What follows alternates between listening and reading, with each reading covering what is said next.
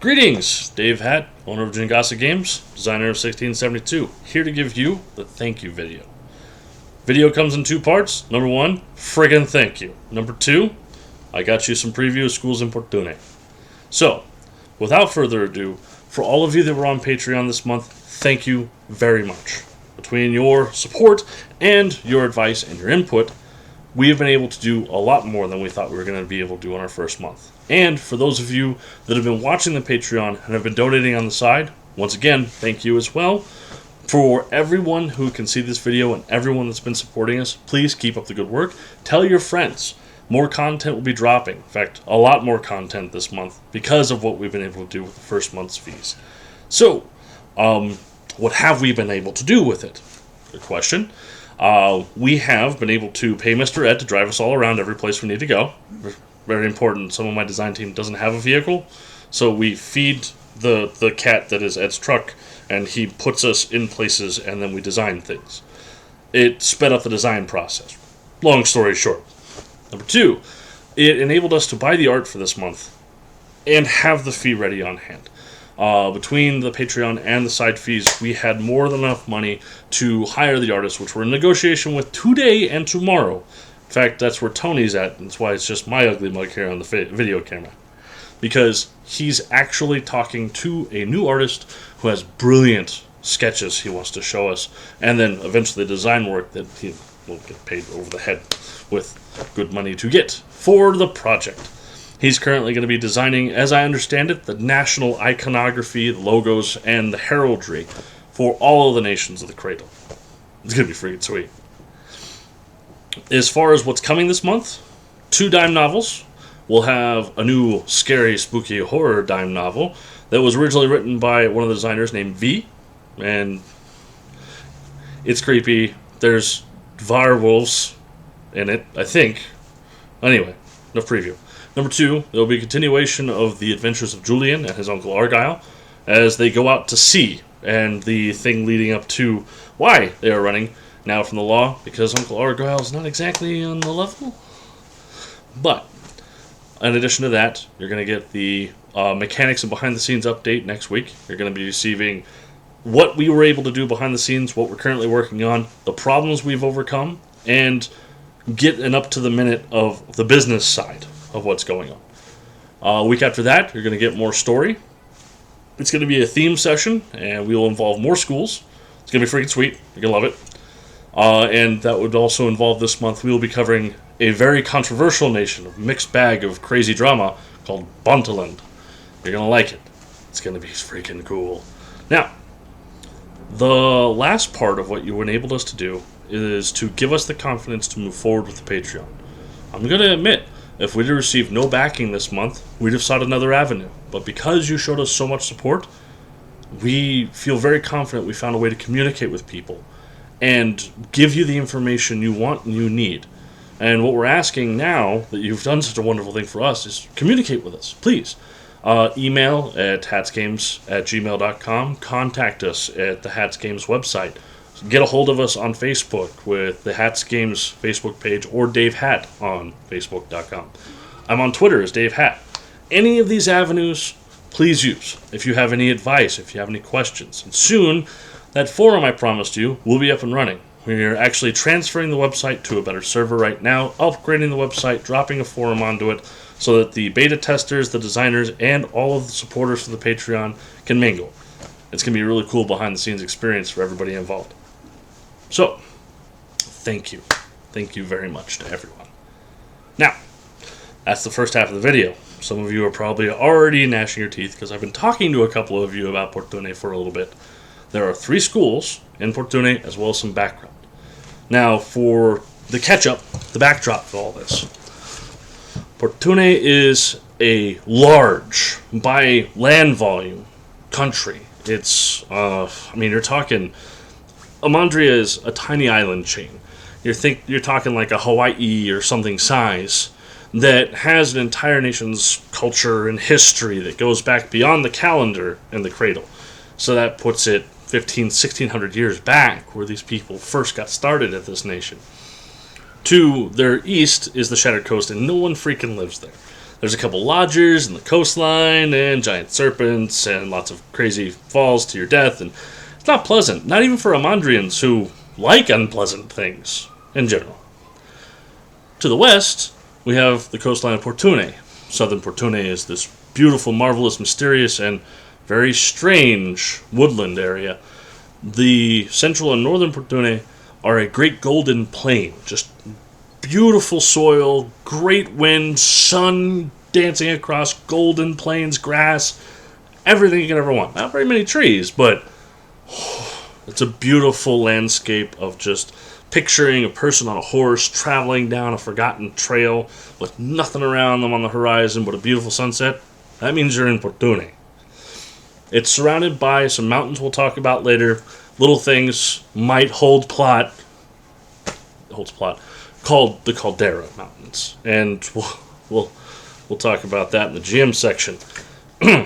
But the three schools are based around the cultural need to develop. Portune doesn't have a national problem.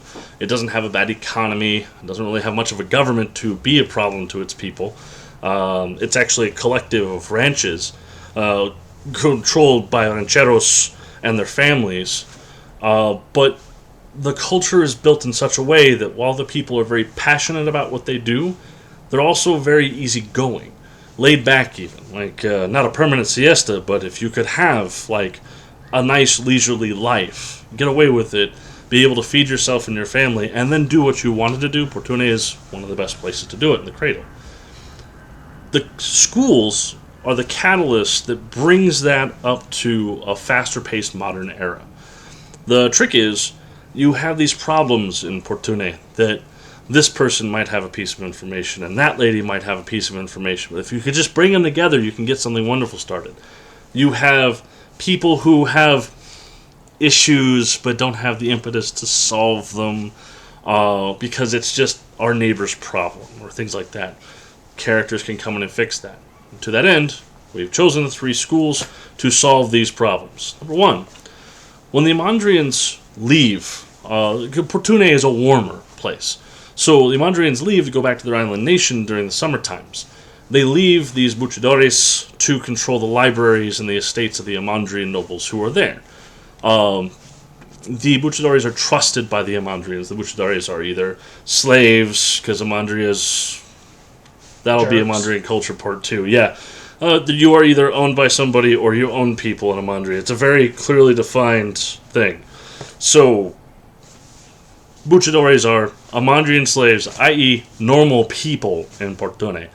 But, you'll be called a slave, but if you can get your access to those wonderful books, if you have the passion to read them, well, it's a job title, right?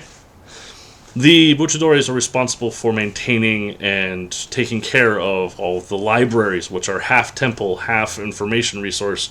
And then it's also a location where they have meetings of clandestine information brokers and things like that. It doesn't sound like a terribly exciting school, but you're not playing the 9-to-5er anymore. The whole concept behind the buchadores is that you have seen something that you either cannot explain, that you know is a threat that needs to be dealt with, or has fired up your passions, and you just gotta go after it.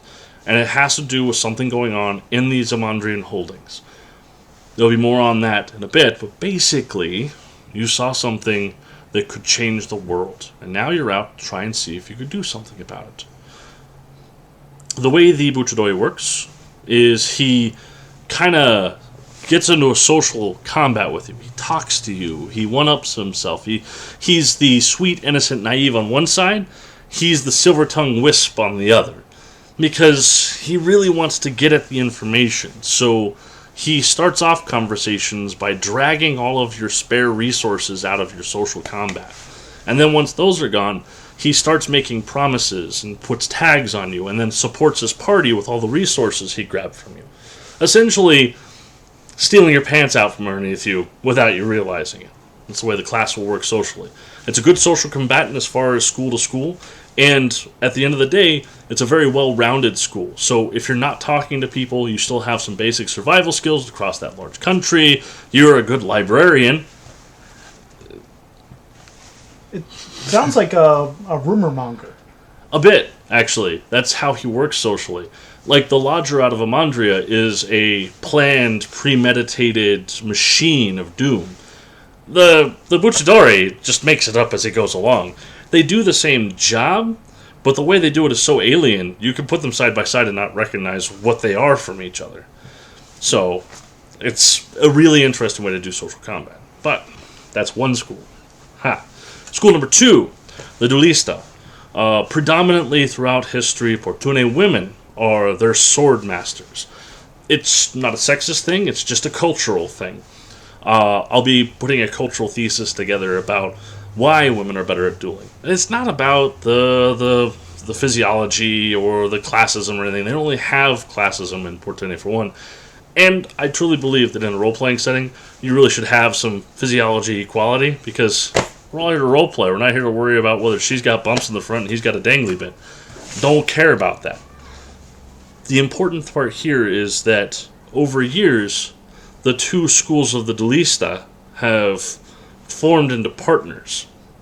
And they have the same mechanics for the school, which is the irony is that they've been fighting and the women have been dominant for a long time, and they've formed this dance partnership, which is how their school works. It's maneuver, stop someone, move someone over there, jump into another zone. If you see two duelistas fighting, you'll see them completely change the way a zone's dynamic works or a scene's dynamics works as they're dancing around everywhere. They will be able to single out someone and either leave them by themselves after they've been distracted, or be able to have a one-on-one duel or a challenge or a good fight with them. They can section off parts of other areas of the scene so that it's harder to move one way, but suddenly easier to move another. They do swordplay about as good as everybody else, but a lot of their tricks are in this dance maneuver that they seem to have going. And then the passion comes in when you see the journeyman to master duelistas go to town, when they're using their sword skills to start replacing some of the mundane skills that would be applicable in a combat situation. Because their footwork and their dance moves and their posture are actually deciding a lot of how they can operate in combat, and then eventually master how their opponents can operate in combat. So, it works out really well for that whole Spanish dancer that wants to sword fight at the same time. Our character for the Duelista is a woman, and she'll be giving you her perspective on what her profession really is. The next one we have for a school, and the last one, is the one that's been giving the design team nightmares. We have been trying to polish off this school for it's been a while. A long time. We want it to work so much that we're dedicated. It's going to be in the book. The base mechanics and the base themes of this school work. We just need to get the points cost to work. And I'll talk about that in the design session. But, hear me out. Portune is a land that has a very awkward past. We're not going to bore you with any sort of meta plot or things like that, like how the story for the works behind the scenes. Nobody wants to know that until they get playing or get to the GM section later on. The thing about this is that Portune have a strange connection to the animals of their land. A very strange connection. They can think what animals are thinking. They can feel a deep empathy. Yeah, very much. A big inset empathy that's both ways. It's not just that the people control animals. It's that the animals can communicate their needs and desires to people as well. Which means that generally animals are more animated in Portune. It's a synergistic very much so. Relationship. A symbiotic relationship, yeah. They've developed this relationship over generations, and now you're seeing some of the final results of it, where you'll have the Corandris. Corandris are essentially, if I was to equate it to D&D, closest you're going to get to a druid, but it's a lot more personal than that. When you find an animal that can bond with you to the level that Corandris bonds with its animal, which is what the school is all about, it's a permanent, life-changing decision. So it's not quite a school so much as a mastery of your communication with a beast that comes from Portune. The beast, in and of itself, will have its own set of skills, its own traits, its own character makeup in general. it'll have limitations based off of the type of animal you get. And we generally recommend like a horse or something like that, but birds are not out of the question. We'll have rules for them as well. It's very much half of the character. It is. It becomes such a major and integral part of your character that it's dangerous to risk that part of your character. You're made to work as a team. The closer you work as a team, the better you work together. If one of you separates from the other one, you're, no joke, taking a chunk of your character and throwing it over in a corner somewhere. So you're not made to be separate. Although it does allow for such things, you're best when paired. The school operates on the idea that when you start an apprentice, you get your animal, you get to define it, you get to build it any way you see fit.